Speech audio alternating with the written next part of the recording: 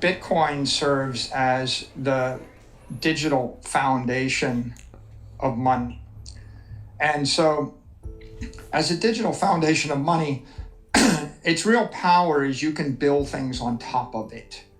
So one thing you can build on top of it is a family treasury. So you've got 8 billion people on the planet, and those people can start to own Bitcoin as their own property.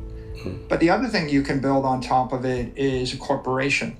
So there are 100 million companies on the planet. So each of those companies can start to build a treasury on top of Bitcoin. You can also build institutions like universities and endowments and agencies and nonprofits. You can also build countries, right? A country can buy Bitcoin for its treasury, and then it can. And so when you do that, if a family owns Bitcoin, they can actually take on debt and pledge their Bitcoin to pay back the debt. When a company owns Bitcoin, the company can issue stock and back the stock with Bitcoin. When, like MicroStrategy's done that. When a government owns Bitcoin, the government can issue a currency that's backed by Bitcoin. So that's and I see the future of Bitcoin as the 21 million will be the base layer, and it'll be the settlement network. But you're going to see layer 2s on top of it, like Lightning is a layer 2. Any open permissionless protocol that's available globally could be a layer 2. Lightning is the most famous, but you could imagine other layer 2s. And if they're open and permissionless. Then there are layer 3s. A layer 3 is a custodial layer. Like Block a Cash App will hold your Bitcoin, or any custodial wallet that holds your Bitcoin. And even beyond that, at layer 4, layer 5, you'll see companies like MicroStrategy. When MicroStrategy exists as a company, we are a custodian of Bitcoin, and then people own our shares, or they trade our options, or they own our debt. And so you have layers of trust. And the real brilliance of Bitcoin is that it doesn't just give a solution to the individual. It also, you could say, well, okay, I live in the middle of North Korea and I need a way to own property. But it also gives a solution to a company.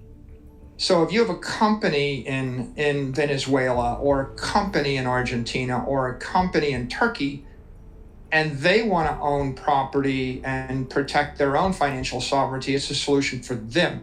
It's also a solution, we oftentimes talk about be your own bank, but it's also a solution to make a better bank. So I can make a better bank because I can back the bank with Bitcoin instead of backing the bank with a local fiat currency, or backing the bank, if I had a bank, well, then the dollars are losing 7% of their value. But if I had a bank backed by corporate debt, that might even be shakier than the dollar. And if I had it backed by sovereign debt that's locked up for 30 years, that might be even shakier than owning the cash. So if I had a bank backed by Bitcoin, I have maybe a more solid bank. I can trust it.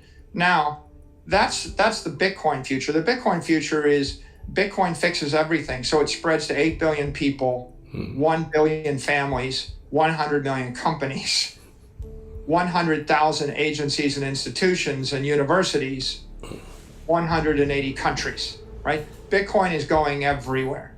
Now, let's talk about the human race. Yeah. So you said, well, what happens in 100 years to us? We become a multi-planetary species. Well, we know enough to know that the best planet in the solar system is the Earth, with 8 billion people, and is very rich in natural resources. It's very pleasant. If you were to ask people how many want to move to the North Pole or the South Pole right now, they could. They choose not to. It's 100 times easier to move to the North Pole than it is to move to Mars. It'll probably always be 100 times easier.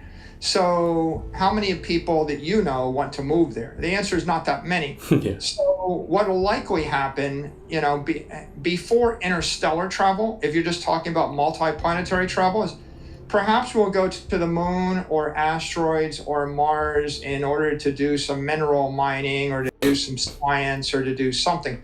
But presumably it's never going to be more than 1%, a very small percent of the of the human race's economy. 99% of the human race's economy is going to be probably in the atmosphere of the Earth. And so for that part of the economy, you can always settle on the base network, although I really think that most of the economy is going to settle on layer 2s and layer 3s. I think that 99% or 99.9% of the transactions will be Lightning transactions or like Cash App to cash tag transactions or things like that. That's already the case, by the way.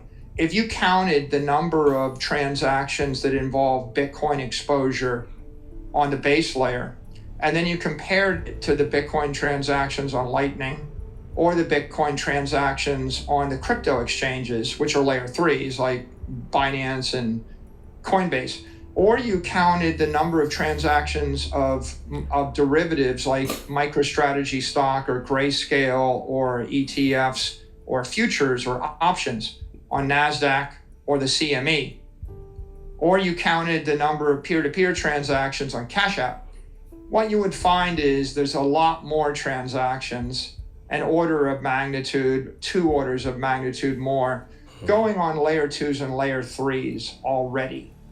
So that will continue.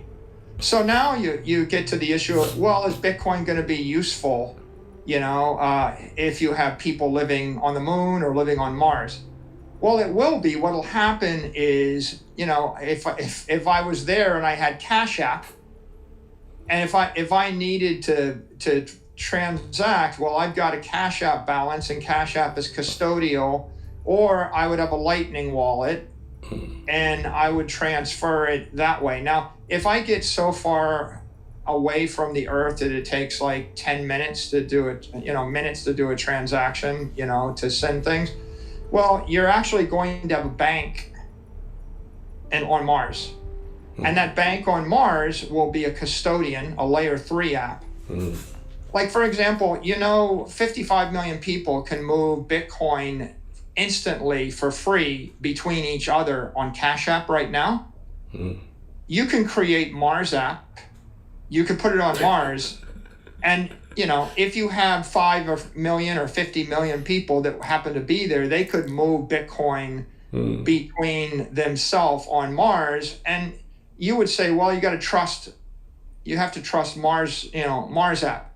Well, yeah, but the point is, if you live on Mars, you have to trust the Mars Corporation to give you oxygen and to give you food and to give you energy and to ship you everything, right? If you live on the moon, you have to trust, the company that put you on the moon to keep you alive and bring you back.